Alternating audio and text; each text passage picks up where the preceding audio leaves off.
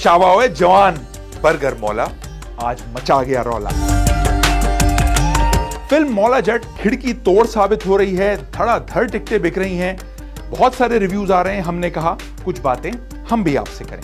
मैंने जिस वक्त पहली बार सुना कि फवाद खान दी लेजेंड ऑफ मौला जट में मौला का किरदार अदा करने लगा है, तो महसूस हुआ जैसे पाकिस्तान फिल्म इंडस्ट्री एक सीढ़ी और नीचे उतरने जा रही है।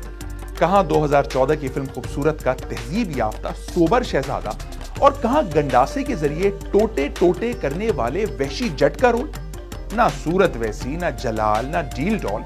मुझे लगा ये सिर्फ फवाद के ब्रांड को इस्तेमाल करने की एक भोंडी कोशिश है, जिससे फवाद के साथ साथ मौला जट की लेगेसी भी बुरी तरह मुतासिर होगी। लेकिन फिल्म देखकर मैं हैरान रह गया कि फवाद और बिलाल लशारी का फैसला कितना दुरुस्त था। इस बंदे ने मुझे पहली बार उस पंजाब से मिलवाया जिसके खेतों की खुशबू को मैं पंजाब में रहकर भी कभी ठीक से महसूस ना कर सका था, जिसके कल्चर को मैं सिर्फ जटों और नथों का झाग समझता आया था। यूं कह लीजिए कि जिस तहमत को आम जिंदगी में सारी उम्र इस्तेमाल करने से मैं कतराता रहा, फवाद ने बड़ी आसानी से इसे कैरी करके ये गुत्थियां सुलझा दी। नासिर अदीब साहब ने जिस तरह से फवाद के लिए डायलॉग्स को तरतीब दिया और तवील मकालमों से इज्तनाब किया, मेरे नजदीक ये उनका उर्दू बोलने वालों पर एक बहुत बड़ा एहसान है।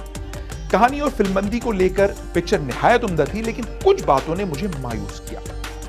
मसलन अली अजमत की कास्टिंग, न जाने ये किसका फैसला था और इसकी क्या तुम। अली ने अच्छे खासे लिखे हुए, मेरे ख्याल में अली ने अच्छे खासे लिखे हुए मकालमों को अपनी ओवर एक्टिंग और अनसिंक्ड बॉडी लैंग्वेज से बर्बाद कर दिया।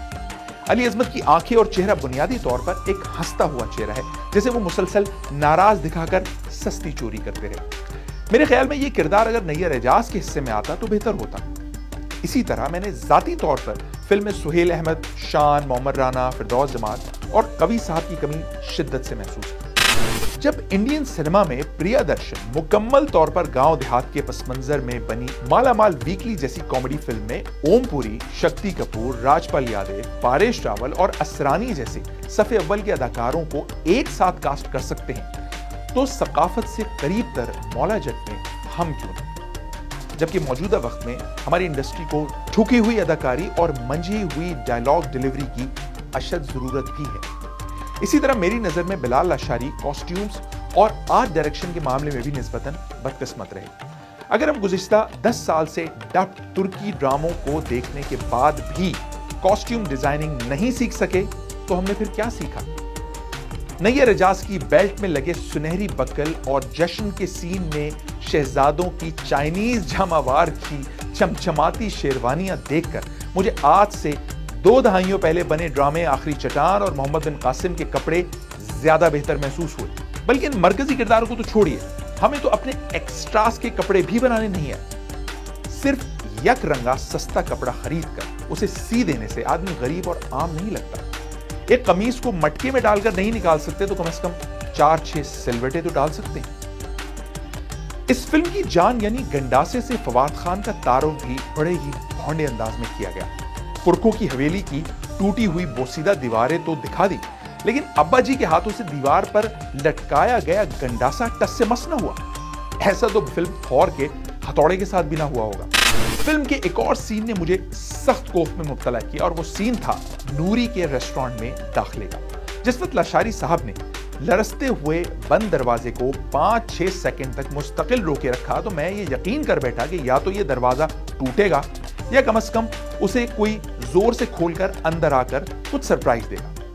लेकिन ऐसा कुछ भी ना हुआ। ऐसे कई और सीन थे जिनकी बंदिशें चुस्त की जा सकती थी। जब आप कोई बहुत अच्छी चीज देख रहे हो और ऐसा तजर्बा हो रहा हो, तो बेचैनी में इजाफा हो जाता है। हमजा अली अब्बासी और गौहर रशीद ने बहरहाल ये साबित कर दिया कि वो दुनिया की किसी भी बड़ी फिल्म में विलन का रोल अदा कर सकते हैं। हुमैमा मलिक का किरदार और अंदाज 2014 में बनने वाली Hollywood film 300 rise of an empire की विलन आर्टिमीजिया से ज़ेरोक्स कॉपी मारा गया। ये किरदार एवा ग्रीन ने जिस खूबसूरती से निभाया, हुमैमा उसी खूबसूरती से इसे कॉपी भी कर गई। बाकी किसी अदाकार या अदाकारा की कोई गैर मामूली परफॉर्मेंस का तस्करा इस वीलॉग में नहीं। मुझे उम्मीद है कि जिस तरह कामरान लशारी साहब ने अपने फर्जंद की फिल्म के लिए वॉल्ट सिटी के दरवाजे खोले और उन्हें आसानियां मुहैया की, दीगर फिल्मसाजों को भी ये मेवा चखने को मिलेगा। मैं एक बार फिर फवाद को दाद दूंगा कि उसने पंजाबी जबान से आशनाई ना होते हुए भी मौला के किरदार में नई रूह फूंकी। काश सुल्तान राही साहब आज हयात होते तो फवाद का माथा चूम कर कहते, शाबाश जवान, बर्गर मौला, आज मचा गया रौला।